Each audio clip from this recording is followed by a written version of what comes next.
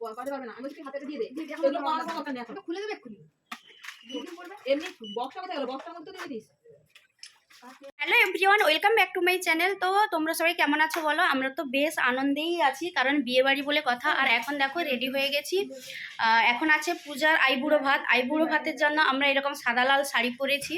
আর এই লুকটা কেমন লাগছে তোমরা অবশ্যই জানাবে। আর দেখো ওর জন্য গিফট নিয়েছি, ওটা আজকেই দিয়ে দিব, কারণ কালকে বিয়েতে তোমার অনেক ভিড়ভাট্টা থাকবে, তখন না আজকে আইবুড়ো ভাত যখন দেবে ওকে তো বাড়ি থেকে, তো তখনই ওকে গিফটটা দিয়ে দিব। তো কি গিফট নিয়েছি তোমাদেরকে এখন দেখিয়ে দিই।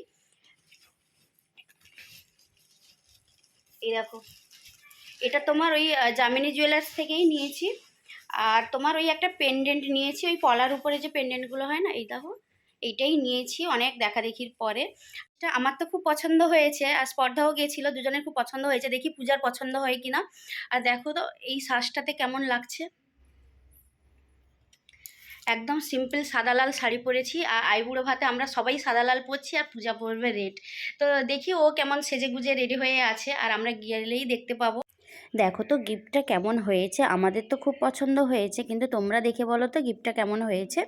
আর তারপরে দেখো আমরা পূজার বাড়িতে এসে তখন অনেকটাই বেলা হয়ে গেছিলো, আর রান্নাবান্নাও কমপ্লিট হয়ে গেছিলো। তো পূজার আগে আমরা সবাই বসে গেছিলাম খেতে। তো খেতে বসেই দেখি কারেন্টটা চলে যায়, আর যেহেতু অনেকটা বেলা হয়ে গেছিলো, ওয়েটও করা যাচ্ছিল না। তো এদিকে সুদীপও চলে এসেছিলো। আর তো ওই কারণে সুদীপ দেখি ওর যে ক্যামেরার সঙ্গে যে লাইট ছিল, ওর মধ্যে একটা লাইট আমাদের দিকে দিতে আমরা খাচ্ছিলাম। খাওয়া দাওয়া কমপ্লিট করে আমরা চলে এসেছিলাম পূজাকে যে আইবুড়ো ভাত দেওয়া হবে, ওর বাড়ি থেকেই দিচ্ছে ফাইনাল আইবুড়ো ভাত। তো ওর জন্য একটু ডেকোরেশন করে দিব। আর রান্নাবান্না অনেক কিছুই করেছিল বাড়িতে, মানে পূজার মা, মাসি আর আরও একজন কে ছিল, বৌদি না কে যেন হয়। তো যাই হোক, রান্নাবান্না অনেক কিছুই করেছে। এবার আমরা ভাবলাম যে একটু সুন্দর করে ডেকোরেশন করে দিই। ডেকোরেশন করে দিলে জায়গাটাও খুব সুন্দর হবে। আর দেখো তাদের এই উঠোনের মধ্যে এইখানেই করছিল, কারণ হচ্ছে এই পেছনে এই পুকুর, আর এত সুন্দর ছিল পরিবেশটা। তো সুদীপও বললো যে এখানে ফটোও ভালো আসবে, তো এখানেই করা হোক। তাই আমরা ওই উঠোনে ওখানেই সাজাচ্ছিলাম সুন্দর করে। আর আমরা সবাই দেখো সাদা লাল পরেছিলাম। আর এই রকম না প্ল্যানিং, আগের দিনের যেমন ব্যাচেলার পার্টির জন্য ড্রেসটা সিলেক্ট করেছিল স্পর্ধা, ও প্ল্যানিং করেছিল। আর আজকে সাদা লাল পরার জন্য ওটা প্ল্যানিং ছিল জয়শ্রী। তো ওরাই আগে থেকে, আর আমি তো বাড়ি চলে গেছিলাম, অনেক ঝামেলার মধ্যে তো থাকি, একটার পর একটা মোটামুটি লেগেই থাকে। তো এই কারণে আমি সেভাবে প্ল্যানিং করিনি, ওদেরকে বলেছিলাম তোরা তোদের মতো করে প্ল্যানিং কর, আমাকে শুধু বলে দিবি কী কী নিয়ে আমাকে যেতে হবে। তো সেই মতোই ওরা সমস্তটা প্ল্যান করেছিল। আমরা প্ল্যানিং করেই সাদা লাল শাড়ি, তারপর তোমার ওই ড্রেস, সবাই ওই রকমভাবে সমস্তটা অ্যারেঞ্জ করেছিলাম। আর সাদা লাল শাড়িতে কিন্তু সবাইকে খুব ভালো লাগছিল। আর তারপরে কি বলো তো, আমরা না এত সুন্দর সুন্দর ফটো তুলেছি, সুদীপ খুব সুন্দর সুন্দর ফটো তুলে দিয়েছে। আর যেহেতু কোণে লাল পরেছিল না, অ্যাকচুয়ালি পূজা পরেছিল পুরো রেড শাড়ি আইবুড়ো ভাতের সময়, আমরা পরেছিলাম সাদা লাল।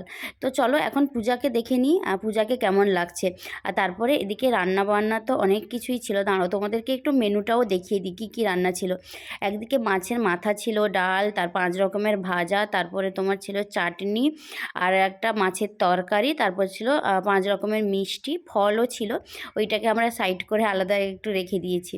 তো যাই হোক, তারপরে পূজার বাড়িতে অনেক রিলেটিভসরাও এসেছিল, তো ওরাও আশীর্বাদ করবে পরপর। আর তার মধ্যে পূজাকে এখন বসিয়ে দিয়েছি। দেখো পূজাকে কী সুন্দর লাগছে লাল শাড়িতে, আর অল্প একটু হালকা গয়নাও পরেছে, ওকে খুব সুন্দর লাগছে।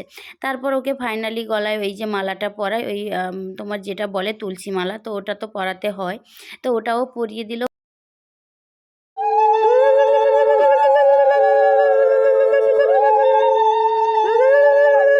মেয়েদের জীবনে এই দিনটা অনেক বড় একটা দিন, কিন্তু অনেকটাই কষ্ট হয় জানো তো। এই রকমও নাকি নিয়ম আছে যে এই যে আইবুড়ো ভাত খেয়ে নিল, তারপরে নাকি বাবার বাড়ি মানে বাবা মার কাছে আর কোনো ভাত খাওয়া যাবে না, মানে একদম বিয়ের পরে তারপরে যখন আসবে তখন খাবে। আইবুড়ো ভাত যেহেতু খেয়ে নিয়েছে, আইবুড়ো নাম ঘুচে গেল, তো বিয়ের পরে একদমই নাকি খাবে।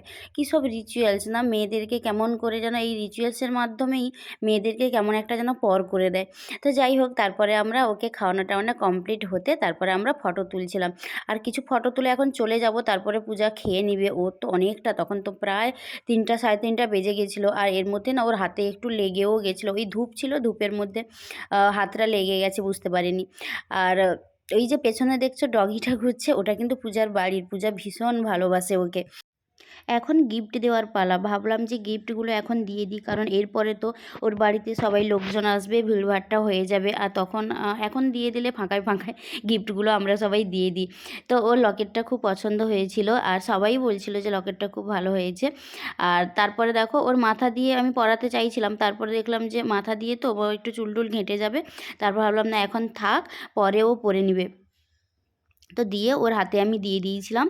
আর তো তারপরে ওর সঙ্গে আমি কিছু ফটো তুললাম। আর এক এক করে আমরা সবাই ফটো তুলেছি। আমি এখন ফটো তুলে উঠে যাওয়ার পরে এবার দেখো জয়ার পালা। জয়া একদম লাইন ধরে দাঁড়িয়েছে। তো জয়া দিয়েছিল একটা পলার আংটি, আর স্পর্ধা দিয়েছিল একটা তোমার ওই পলা বাঁধানো। তো খুবই সুন্দর, মানে প্রত্যেকের জিনিসগুলো না খুবই সুন্দর ছিল। তো তারপর এখন স্পর্ধা পূজাকে ওই পলা বাঁধানো দিচ্ছে, তবে ও এখন পরবে না, কারণ ওর হাতে যখন শাঁখা পলা যখন পরানো হবে তো তখন এই পলাটা পরবে। আর পলাটা না তোমাদের সঙ্গে আমি তখন আর ভিডিও ক্লিপ নিইনি, পলাটা খুব সুন্দর দেখতে ছিল, একদম সরু পাতের উপরে, মানে এত সুন্দর দেখতে ছিল। সবসময় রাব ইউজ করার জন্য জিনিসটা খুবই সুন্দর। তো যাই হোক, তারপরে এক এক করে সবাই ফটো তুললাম আর বেশ এনজয় করছি আমরা এখনও পর্যন্ত। যেন বিয়ে বাড়ি তো মানে বান্ধবীদের মধ্যে লাস্ট বিয়ে এটা, মানে যতটা পারা যায় এনজয় করে নেওয়া যায় আর কি, একটুও কমতি রাখিনি। তো যাই হোক, তারপরে খাওয়া দাওয়া শেষ করে আমরা চলে গেছিলাম বাইরে কিছু ফটোশ্যুট করব বলে। আর এই ব্লগটা এতটা, এরপরে আসবে তোমার মেহেন্দি অনুষ্ঠানে কেমন মজা করলাম সেটাও তোমাদের সঙ্গে শেয়ার করব এক এক করে। যাই হোক, আজকে ব্লগটা এখানেই এন্ড করলাম। ব্লগটা যদি ভালো লাগে প্লিজ ডু লাইক, কমেন্ট আর সাবস্ক্রাইব। এখনও পর্যন্ত যারা যারা আমার চ্যানেলটা সাবস্ক্রাইব করোনি প্লিজ চ্যানেলটাকে সাবস্ক্রাইব করে দিও। আর তোমরা খুব ভালো থাকো, সুস্থ থাকো, অনেক অনেক অনেক সাপোর্ট করো আমাকে, আর নতুন নতুন ব্লগ দেখো। তো সবাইকে কেমন লাগছে এটাও কিন্তু জানাবে। তো সবাইকে টাটা।